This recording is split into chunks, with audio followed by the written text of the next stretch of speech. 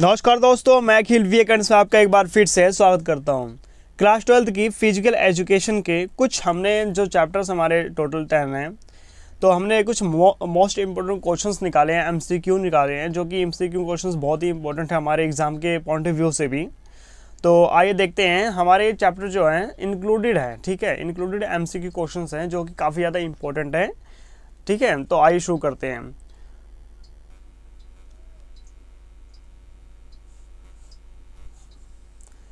तो हमारा पहला क्वेश्चन है, seeding is a advance to a team on the base of. इसका मतलब क्या है कि सीडिंग निम्नलिखित में से किस आधार पर दी जाती है। जो सीडिंग है आखिरकार किस आधार पर दी जाती होगी, उसके बारे में है कि आखिरकार ड्रॉ है। पहला पॉइंट हमारा ड्रॉ है, ठीक है। और दूसरा जो है कि फास्ट कम, यानी कि पहियों के द्वारा किस तरीके से दी जाती है। उसके बाद में थर्ड हमारा है परफॉर्मेंस, प्रदर्शन के हिसाब से दी जाती है, या फिर ऑल ऑफ द अबव, या फिर इसमें से उपरोक्त में से सभी हैं। तो हमारा इसका आंसर है सी, ठीक है, परफॉर्मेंस के हिसाब से ही, क्योंकि कोई भी खेल जो होता है हमारे परफॉर्मेंस के हिसाब से ही दी जाती है सारे खिलाड़ियों को, या फिर किसी भी टीम को किस तरीके से आखिरकार वो टीम अपना प्रदर्शन अपने आप को दिखाती है, उसके बारे में, ठीक है। और अगला क्वेश्चन हमारा है, what is the another name of league tournament. इसका मतलब क्या है कि लीग टूर्नामेंट्स का दूसरा नाम क्या है, ठीक है। तो इसका दूसरा नाम है, जैसे कि इसमें ढेर सारे ऑप्शंस दे रखे हैं हमें कि आखिरकार लीग टूर्नामेंट की क्या क्या होते हैं, ठीक है। जैसे कि यहाँ पर देखा नॉकआउट टूर्नामेंट कौन से होते हैं, कॉम्बिनेशन टूर्नामेंट क्या होते हैं, चैलेंजिंग टूर्नामेंट्स क्या होते हैं, राउंड रॉबिन टूर्नामेंट्स क्या होते हैं, ठीक है। तो इसका आंसर देखते हैं, आखिरकार जो टूर्नामेंट का दूसरा नाम क्या है, ठीक है। ये क्वेश्चन बहुत ही इंपॉर्टेंट होता है हमारे लिए कि इसका नाम दूसरा है राउंड रॉबिन टूर्नामेंट, ठीक है। राउंड रॉबिन टूर्नामेंट हम इसे लीग टूर्नामेंट्स के नाम से भी जानते हैं, और इसका दूसरा नाम हमारा है राउंड लीग टूर्नामेंट्स के नाम से भी जाना जाता है, राउंड रॉबिन टूर्नामेंट्स के नाम से भी जाना जाता है, ठीक है। और अगला क्वेश्चन हमारा है, how many matches will be are played in first round of knockout tournaments when 19 team are the participants. इसका अर्थ क्या है हिंदी में कि 19 टीमों के नॉकआउट टूर्नामेंट्स में प्रथम राउंड में कुल कितने मैचें खेली जाएंगी, ठीक है। तो देखते हैं कि आखिरकार कौन कौन से ऑप्शंस दे रखे हैं। जैसे कि हमारा 5, ठीक है, 19 टीमें टोटल दे रखी है। तो ये पूछता है, सिंपल सी बात है कि कितने हमारी जो टीमें हैं वो कितने आखिरकार जो कितने राउंड खेले जाएंगे, ठीक है। तो इसका मैंने अच्छा खासा फॉर्मूला आपको बता रखा है कि किस तरीके से आखिरकार टोटल टीमें दे रखी हैं। तो 1 2 3 4 5 6 टोटल सबको डिवाइड कर लेना है। सबको डिवाइड करने के बाद ऐसे कर रहे, मतलब हर एक इसका मेथड पूरा मैंने चैप्टर का समझा रखा है कि किस तरीके से आपको करना है, ठीक है। तो उससे क्या होता है कि पता चल जाता है कि कितनी टीमें टोटल खेली हैं और कितनी टीमें नहीं खेली हैं, ठीक है। तो आइए देखते हैं इसका आंसर क्या है। तो इसका आंसर है 3, कि इनमें से मुख्य रूप से कितने प्रकार की जो मैचें हैं वो खेली गई हैं, वो 3 खेली गई हैं, ठीक है। और आगे देखते हैं, in round robin tournaments team are rotated. इसका अर्थ क्या है कि राउंड रॉबिन टूर्नामेंट्स में टीमों को घुमाया जाता है, यानी कि किन की टीमों को घुमाया जाता है और किस तरीके से, ठीक है। जैसे कि पहला है राइट टू लेफ्ट, यानी दाएं से बाएं घुमाया जाता है। क्लोविज, यानी कि इधर से उधर, यानी कि जो दिशाएं हैं ना, दिशा के अनुसार घुमाया जाता है उनको, या फिर घड़ी के विपरीत दिशा के अनुसार घुमाया जाता है, या फिर लेफ्ट टू राइट घुमाया जाता है, ठीक है।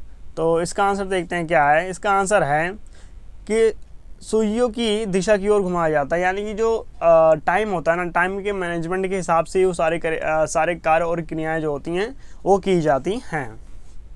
आगे देखते हैं, 5वां क्वेश्चन हमारा है, if there are the 19 total matches in a single knockout tournament in total numbers of team are the there in tournaments. इसका अर्थ क्या है कि अगर एक नॉकआउट टूर्नामेंट्स में कुल 19 मैचें हैं, तो टीमें टूर्नामेंट्स में की कुल कितनी संख्या होगी, यानी कि जो टीमें हैं ना उनकी संख्या पूछ रहा है कि आखिरकार कितनी होंगी टोटल, ठीक है।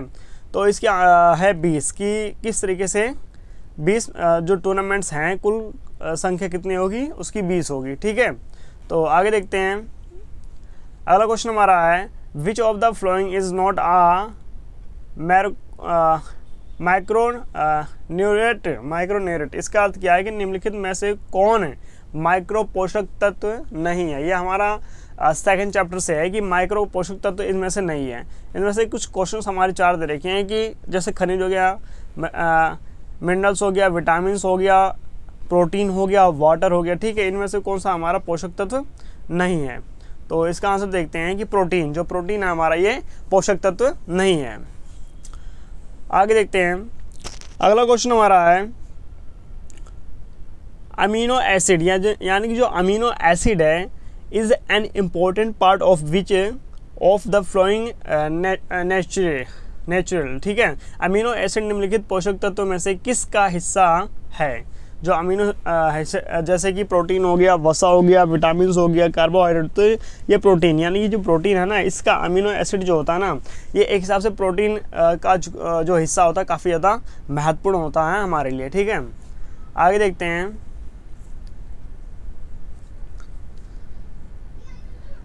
अगला क्वेश्चन हमारा है which of the flowing nutrients in the main source of energy, यानी कि निम्नलिखित पोषक तत्वों में से कौन ऊर्जा का स्रोत है, यानी कि किसके खाने से हमें ज़्यादा ऊर्जा प्राप्त हो। जैसे प्रोटीन हो गया, वसा हो गया, विटामिन हो गया, कार्बोहाइड्रेट। जो कार्बोहाइड्रेट जो होती है ना, जो ज़्यादा हमें कार्बोहाइड्रेट मिलती है, जिससे कि रोटी हो गया, या फिर किस तरीके से सोयाबीन हो गया, ठीक है, चना हो गया, दाल हो गई, इन सब में ज़्यादा प्रोटीन होता है। तो हमें कार्बोहाइड्रेट जो होता है काफ़ी ज़्यादा मात्रा में होता है, तो इन्हें हमें ज़्यादा खाना चाहिए, ठीक है। अगला क्वेश्चन हमारा है if the person has BMI of 29.2 the person is the which of the flowing category. इसका अर्थ क्या है कि यदि किसी व्यक्ति का BMI 29.2 है तो वह व्यक्ति निम्नलिखित में से किस श्रेणी में आता है, ठीक है। कि किस तरीके से सामान्य भार में आएगा, अल्प भार में आएगा, अति भार में आएगा, अस्थूलता में आएगा, कि मतलब अस्थूलता मतलब समतल है, ठीक है, किस तरीके से आएगा, इसका एक फॉर्मूला है, ठीक है। फॉर्मूले के अकॉर्डिंग ही सारी क्रियाएँ की जाती हैं। तो इसका हम देख लेते हैं क्या है कि आखिर का अल्प भार हो गया, ठीक है, नॉर्मल वेट हो गया, सामान्य भार हो गया, ओवर वेट हो गया, अति भार मतलब ज़्यादा हो गया, या फिर ओवर से अस्थूलता हो गया। देखते हैं इसका आंसर क्या है। इसका हो गया अति भार आया, ठीक है। और अगला क्वेश्चन देखते हैं। अगला क्वेश्चन हमारा 10वां है which of the following vitamin of commonly known as the riboflavin, यानी कि इन निम्नलिखित में से विटामिन को आमतौर पर राइबोफ्लोविन के रूप से भी जाना जाता है। यानी कि जो ऐसा कौन सा विटामिन है इसमें से किसको हम राइबोफ्लोविन के नाम से भी जाना जाता है। ये इंपॉर्टेंट क्वेश्चन है, एग्जाम में आ सकता है, ठीक है। तो दूसरा इसका है कि आखिरकार इसका जो विटामिन विटामिन B2 जो होता है काफ़ी ज़्यादा इंपॉर्टेंट होता है ये, और इसको हम आमतौर पर विटामिन के रूप में तो जानते जाते हैं, लेकिन इसको हम राइबोफ्लेविन के नाम से भी जानते हैं, ठीक है। आगे देखते हैं।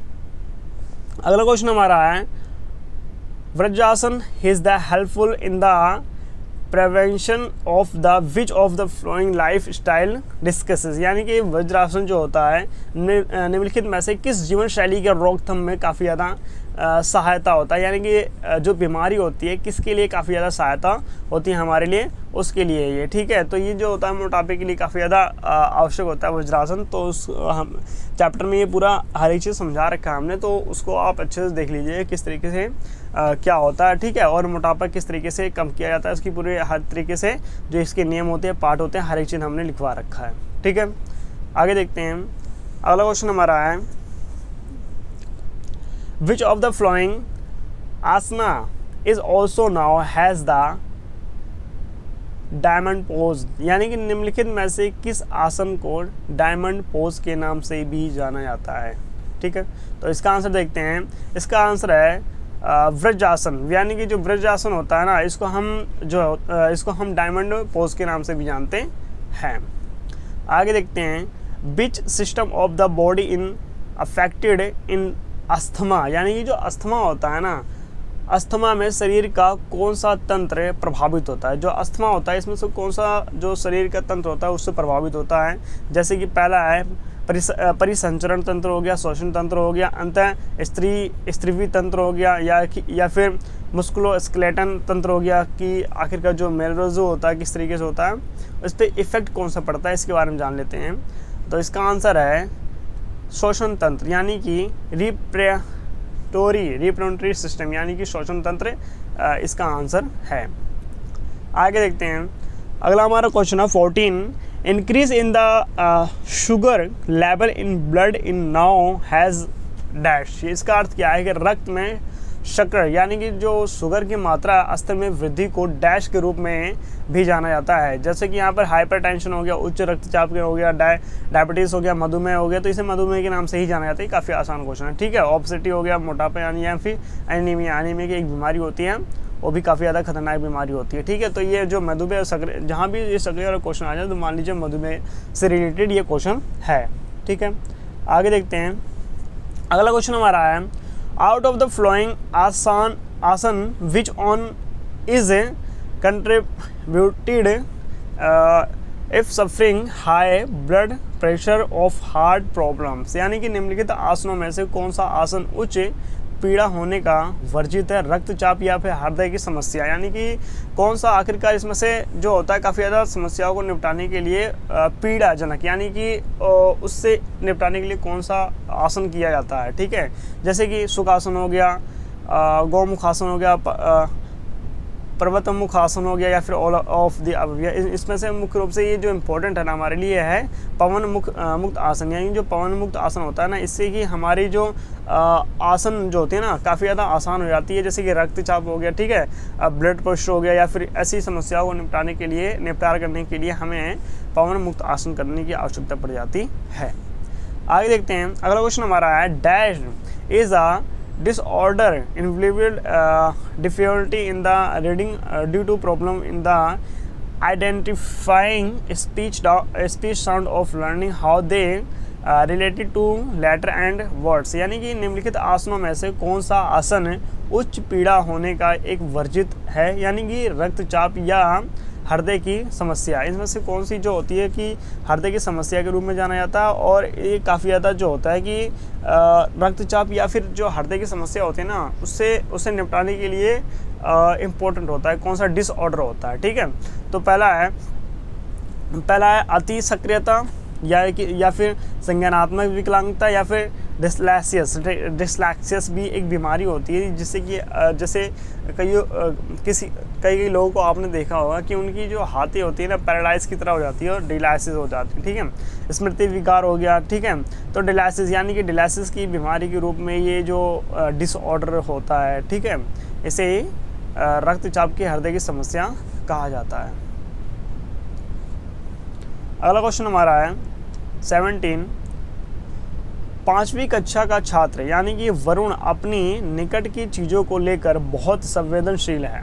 वह हो सकता है कि निम्नलिखित में से किस विकार से पीड़ित है, यानी कि किसको लेकर है। 5वीं कक्षा के छात्र को वरुण अपनी निकट की चीज़ों को लेकर बहुत ज़्यादा संवेदनशील है, यानी कि जो उसके निकट में जो वस्तुएं आती हैं, सामान आते हैं, तो उसको लेकर काफ़ी ज़्यादा वंचित है। इंग्लिश में जान लेते एक बार क्या है। Varun student of class 5 is very sensitive about his nearby think his may be suffering from which of the following disorder, यानी कि किस समस्या से वो गुजरा है, क्या वो कह रहा है, यानी कि एसपीडी एक ऐसा संवेदनशील होता है जिससे कि ऐसा लगता है कि हाँ वो बच्चा जो है ना किसी न किसी समस्या में जो है कि है डूबा हुआ है, ठीक है। आगे देखते हैं, अगला हमारा क्वेश्चन है, which of the following is a system of OCD disorder, निम्नलिखित में से कौन सा ओसीडी विकार का लक्षण है। जैसे कि लड़ना हो गया, ठीक है, पुराने और टूटे फूटे घरेलू सामानों को इकट्ठा करना हो गया। कई लोग होते हैं जो बीमारी होती है इकट्ठा करते रहते हैं सामानों को, ठीक है, तो उनके बारे में है। और तीसरा हो गया हमारा दिन में सपने देखना, यानी कि कुछ लोग होते हैं तो जो कि दिन में भी सपने देखते हैं, इनमें से कोई नहीं, ठीक है। तो इसका आंसर है to collect old and broken household items, यानी कि पुराने और टूटे फूटे घरेलू सामान को इकट्ठा करना। कुछ लोगों की होती हैं जिससे कि हम OCD के रूप से भी जानते हैं, जो OCD सिस्टम के रूप में जानते हैं, इसे OCD का विकार लक्षण के नाम से जानते हैं। अगला क्वेश्चन हमारा है ADHD, SPD, ASD, ODD, OCD are the examples of. ये सब मैं आप लोग को पहले बता दूं कि ये सारे जो है ना, ASD हो गया, SPD हो गया, ODD हो गया, OCD हो गया, ये सारे हमने क्वेश्चंस जो है ना सबके फुल फॉर्म्स करवा रखे हैं अच्छे से। सबकी हमने कमियां क्या क्या होते हैं, एग्जाम्पल्स क्या क्या होते हैं, इनके लक्षण क्या क्या होते हैं, इनसे निपटारे करने के लिए कौन कौन से उपाय होते हैं, सारा हमने A to Z करवा रखा है।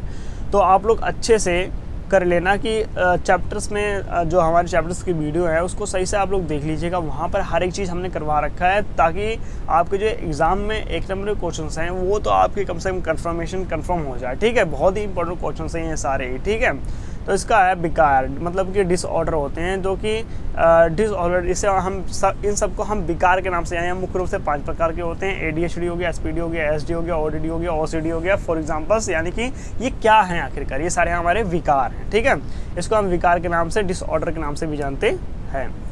आगे देखते हैं, अगला क्वेश्चन हमारा है, अगला क्वेश्चन हमारा 20वां है, what is the full form of the ADHD। यानी कि ADHD का फुल फॉर्म क्या है। ADHD का फुल फॉर्म है अटेंशन डिफिकल्ट हाइपरेटिव डिसऑर्डर। यानी कि हाइपरेटिव डिसऑर्डर किस तरीके से होता है, ADHD का फुल फॉर्म पूछ लिया। ऐसे कि 5 है ना हमारे, तो किसी का भी फुल फॉर्म ODD का पूछ लेगा। ठीक है, OPD का, मतलब किसी भी का आपके जो फॉर्म है ना, फुल फॉर्म है ना, उसको पूछ सकता है। तो जो 5 टोटल सबके फुल फॉर्म याद करना है, लक्षण याद कर लेना सही से, कौन कौन सी कहाँ कमियाँ होती है सबकी। ठीक है, सबको अच्छे से याद कर लेना आप लोगों ने। ठीक है, 21वां क्वेश्चन हमारा है, name of the postal differently when the curvature of the spine is on side. यानी कि जब रीढ़ की वक्रता एक तरफ होती है तो पोस्टरल यानी कि डिफॉर्मेटरी का नाम बताइए। यानी कि उसमें होता क्या है। ठीक है, तो इसका है कैपोसिस होता है, एक तो स्कोसिस होता है, एक तो लॉर्डसिस होता है। तो ये स्कोल्सिस होता है। ठीक है, स्कोल्डिस, इसे हम स्कोल्डिस कहते हैं। जैसे कि हम एक साइड अपने गर्दन को झुका देते हैं तो इसको हम एक पोस्ट बन जाता है, तो इसको हम क्या कहते हैं उसके बारे में पूछा है कि इसने आखिरकार उसको हम कहते क्या हैं। ठीक है, तो इसको हम कहते हैं स्कोल्सिस कहते हैं। ठीक है, इसको सही से याद कर लेना कि है क्या ये चीज़। अगला क्वेश्चन हमारा है 20वां, माइक्रो। यानी कि micro motor development is the responsible win which of the following activities. यानी कि माइक्रो मोटर विकास निम्नलिखित में से किस गतिविधि के लिए जिम्मेदार होता है। जैसे कि पहला क्वेश्चन हमारा दे रखा है हैंडलिंग के लिए, हैंडलिंग द बॉल यानी कि गेंद को संभालना, राइटिंग लिखना। और सी हमारा है जैवलिन थ्रो, जैसे कि भाला फेंका जाता है, जैवलिन थ्रो होता है। ठीक है, development of the big muscular यानी कि बॉडी की मांसपेशियों का काफ़ी ज़्यादा विकास होना, कि उसके बारे में दे रखा है। तो यहाँ पर हमारा आंसर है डी कि डेवलपमेंट ऑफ वीक मस्कुलस यानी कि जो मस्कुलस यानी कि जो बॉडीज़ होती है ना, हमारे मांसपेशियाँ होती है, उसके लिए काफ़ी ज़्यादा विकास के लिए आवश्यकता होती है। ठीक है, इसकी गतिविधि की जिम्मेदारी की आवश्यकता होती है कि हमारे शरीर को सही से रखना, सही से किस तरीके से बनाकर सारी क्रियाओं को करना। और 23वां क्वेश्चन हमारा है which of the following postural differently of collected आज द हम बैक। यानी कि निम्नलिखित में से किस पोस्चरल विकृति को हम हॉप बैक के नाम से भी जानते हैं। जैसे कि स्कोल्सिस हो गया, यहाँ पे लॉर्डसिस हो गया, कम्फोसिस हो गया, नॉन ऑफ द अबविन उपरोक्त में से कोई नहीं। तो इसे हम कैप्सिस यानी कॉफोसिस के नाम से भी जानते हैं इसको हम। ठीक है, और अगला क्वेश्चन हमारा हो गया भुजंग आसन एंड द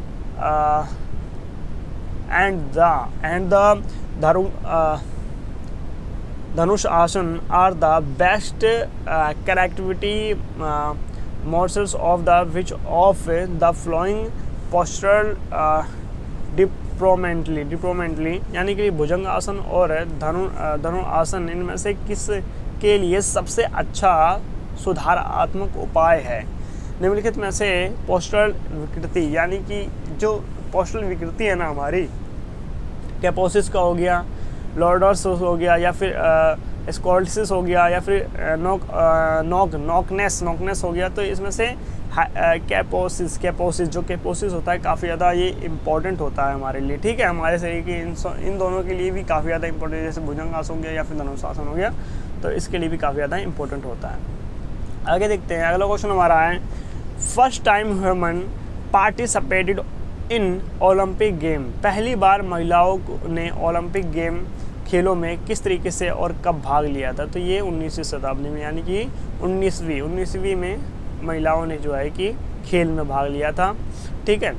आगे देखते हैं, अगला क्वेश्चन हमारा है 26वां, how much time is allotted to perform arm culture test decided from the senior citizens, इसका अर्थ क्या है कि आखिरकार जो सीनियर सिटीजन्स के लिए होते हैं ना, कि जैसे कि सीनियर्स के लिए डिज़ाइन किया गया आर्म कर्ल टेस्ट, यानी एक टेस्ट होता है, करने के लिए कितना समय आवंटित यानी कि किया गया है सिटीजन्स के लिए,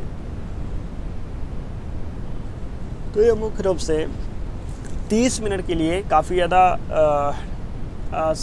30 सेकंड के लिए इनके लिए जो अलॉटमेंट किया गया फॉर द सीनियर सिटीजन्स के लिए, उनके लिए किया गया है। जैसे कि यहाँ ऑप्शंस में दे रखे हैं हमारे, ए है 1 मिनट से लेकर के 1 मिनट तक होता है, 50 सेकंड से लेकर 50 सेकंड, 30 सेकंड 30 सेकंड और 20 सेकंड से 20 सेकंड, तो इसका आंसर हो गया 30 सेकंड से 30 सेकंड, ठीक है। अगला क्वेश्चन हमारा है, how many test items are the senior citizens fitness test, यानी कि सीनियर सिटीजन्स फिटनेस टेस्ट में कितने टेस्ट आइटम्स होते हैं टोटल, जैसे कि हमारे यहाँ ऑप्शन दे रखे हैं, 4 होते हैं, 6 होते हैं, 8 हैं टोटल और 5 हैं, तो इसमें से इसका आंसर देखते हैं कि आखिरकार इसका आंसर क्या है। इसका आंसर टोटल हो गया 6, कि हमारे जो fitness senior citizen fitness test होता है टोटल 6 होते हैं, ठीक है। ये क्वेश्चन में आ सकता है, क्वेश्चन पेपर में जो है क्वेश्चन बहुत ज़्यादा इंपॉर्टेंट है, ये आ सकता है, ठीक है। और अगला क्वेश्चन हमारा है 28वां, what is the high of warden box of boys Harvard step test, ये जो हार्वर्ड स्टेप टेस्ट होता है क्या है, हार्वर्ड स्टेप टेस्ट में लड़कों के लिए लड़की के बॉक्स की ऊंचाई कितनी होती है, जैसे कि ऑप्शन दे रखा है हमारा, 6 इंचेस होती हैं, 18 इंचेस होती हैं, 25 इंचेस होती हैं और 20 इंचेस होती है, तो इसका आंसर देखते हैं कि आखिरकार क्या है, 20 से 20 इंच होती है, ठीक है।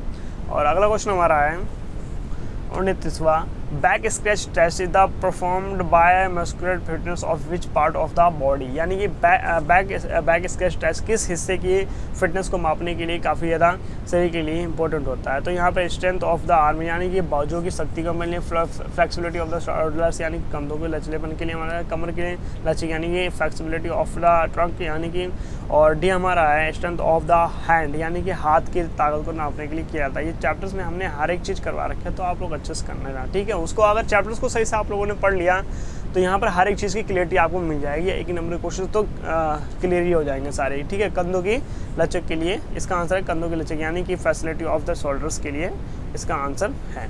ये बैक ऑफ टेस्ट किस लिए उपयोगी होता है। और तीसरा क्वेश्चन हमारा है how many steps per minutes are put of box in Harvard step test, Harvard step test में प्रति मिनट कितने कदम बॉक्स पर डाले जाते हैं, तो पहला ऑप्शन हमारा है 20 से 20 होते हैं, 20 कदम होते हैं, 20 स्टेप्स होते हैं, 30 स्टेप्स होते हैं, 60 स्टेप्स होते हैं और 10 स्टेप्स होते हैं, तो इसका है 30 स्टेप्स होते हैं, यानी कि जो हार्वर्ड स्टेप टेस्ट होता है ना, कितने मिनट से कदम चलना पड़ता है, मतलब 30 कदम जो होते हैं वो चलने होते हैं। अगला क्वेश्चन हमारा है Newton second law of motion is also considered आज, यानी कि न्यूटन की गति के दूसरे नियम को हम क्या कहते हैं, उसको हम किस तरीके से जानते हैं और क्या कहते हैं। यानी कि हाँ हमारा ऑप्शन दे रखा है law of the interactions, law of the gravity, law of the acceleration या फिर लॉ मतलब उपरोक्त सभी। तो इसका आंसर है लॉ ऑफ द एक्लेक्शन, यानी कि त्वरण की गति के नियम को हम कहते हैं न्यूटन की गति के दूसरे नियम को भी जाना जाता है, उस नाम से भी जाना जाता है त्वरण की गति के नियम, ठीक है।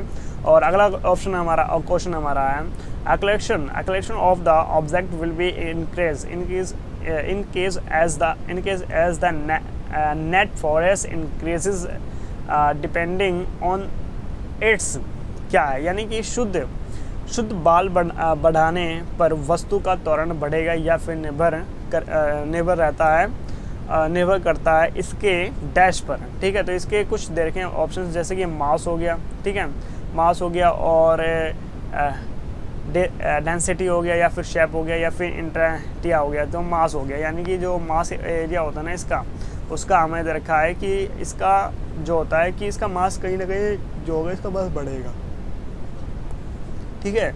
जैसे कि शुद्ध बढ़ाने पर इसका वस्तु जो होता है ना त्वरण को बढ़ाएगा, और यहाँ निर्भर करता है कि इसका मास कितना होगा, ठीक है।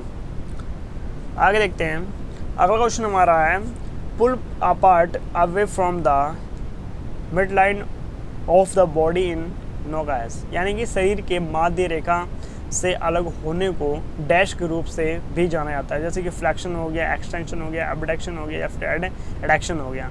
तो इसको हम किस नाम से भी जानते हैं, उसका हम ऑप्शन देखते हैं एक बार। तो हम इसको एबडक्शन यानी कि एडक्शन के नाम से भी जानते हैं, जिसको हम माध्य रेखा के होने के, जो माध्य रेखा होती है इससे हम गुजरते हैं, तो इसको हम एडक्शन के नाम से भी जानते हैं। आगे देखते हैं, अगला क्वेश्चन हमारा है लाइमेंट्स कॉन्टैक्ट्स, यानी कि लिगामेंट्स कॉन्टैक्ट्स, यानी कि लिगामेंट्स को डैश जोड़ता है। तो जैसे कि बोन टू बोन, हड्डियों से हड्डी, बोन टू मस्कुलर्स यानी कि पेशियों के द्वारा, और बोन टू कार्टेज यानी कि हड्डियों को कार्टेज के द्वारा जोड़ा जाता है। तो इसका आंसर है बोन टू बोन, यानी कि हड्डियों से हड्डी के द्वारा जोड़ा जाता है। इसको हम लिगामेंट्स कॉन्टैक्ट्स कहा जाता है, कहते हैं, ठीक है। और अगला क्वेश्चन हमारा है Gosta Holmer, this is very very important question. Gosta Holmer is the assorted with which of the following training method, यानी कि गोस्टा हॉलमर निम्नलिखित में से किस प्रशिक्षण पद्धति से संबंधित होता है। तो इसके ऑप्शंस जान लेते हैं क्या है पहले। जैसे कि फार्टलैक ट्रेनिंग के लिए होता है, स्कॉटिक ट्रेनिंग के लिए होता है, ट्रैवल ट्रेनिंग के लिए होता है, या फिर एसोमेट्रिक ट्रेनिंग के लिए होता है। तो इसका आंसर है फार्टलैक ट्रेनिंग, यानी कि जो फार्टलैक ट्रेनिंग होता है इसके लिए काफ़ी ज़्यादा उपयोगी होता है। ये गोस्टा हॉलमर प्रशिक्षण पद्धति होती है ये, तो इससे संबंधित काफ़ी ज़्यादा इम्पोर्टेंट होता है, ये इसके लिए होता है, ठीक है। तो यहाँ पर हमारा जो MCQ क्वेश्चंस हैं ऑलमोस्ट काफ़ी ज़्यादा इंपॉर्टेंट जितने क्वेश्चंस हैं हमने रिकवर करवा दिए हैं, तो काफ़ी ज़्यादा ही इंपॉर्टेंट क्वेश्चन, तो इनको आप अच्छे से कर लीजिएगा, ताकि जो आपके एग्ज़ाम है उसमें काफ़ी ज़्यादा सहायक कुछ हद तक हेल्प मिल सके। बाकी हमने चैप्टर्स पूरे करवा दिए, तो वहाँ पर वीडियोस आप लोग अच्छे से देख लीजिए, क्योंकि चैप्टर्स को जब तक आप लोग देखेंगे जब तक हर एक चीज़ समझ नहीं आएगा। पूरे चैप्टर्स को पढ़ेंगे तभी आपको अच्छे से हर एक चीज़ समझ आएगी, कैसे कौन सा क्वेश्चन कहाँ कैसे करना है, कौन सा फार्मूला है, कहाँ पे कैसा कौन सा आसन होते हैं, किसके द्वारा किए जाते हैं, ठीक है। तो सभी क्वेश्चंस को पढ़ लेना, सभी चैप्टर्स को अच्छे से पढ़ लेना, जितने भी MCQ क्वेश्चन करवाए हैं सही से अच्छे से चैप्टर को देख करके उसके बाद में उसके आंसर्स को सही से पढ़ लेना है, ठीक है, ताकि जो क्वेश्चंस हैं वो क्वेश्चन के अनुसार जो है कि सही से आप लोग वहाँ पर एग्ज़ाम में कर सको। बाकी आप लोगों का 13 तारीख को कल पेपर है, all the best for your exams के लिए, ठीक है। बाकी मैं अब कुछ क्वेश्चंस भी अभी करवाएंगे हम कि इंपॉर्टेंट क्वेश्चंस कौन कौन से होते हैं, चैप्टर वाइज करवाते हैं, ठीक है, कि आखिरकार कौन कौन से क्वेश्चन जो होते हैं एक बार नज़र मार लेना आप लोग कि कौन कौन से क्वेश्चन जो होते हैं काफ़ी ज़्यादा इंपॉर्टेंट होते हैं चैप्टर वाइज हमारे लिए, ठीक है। तो अब मैं आपसे अगले वीडियो में मिलूँगा, तब तक के लिए जय हिंद, जय भारत।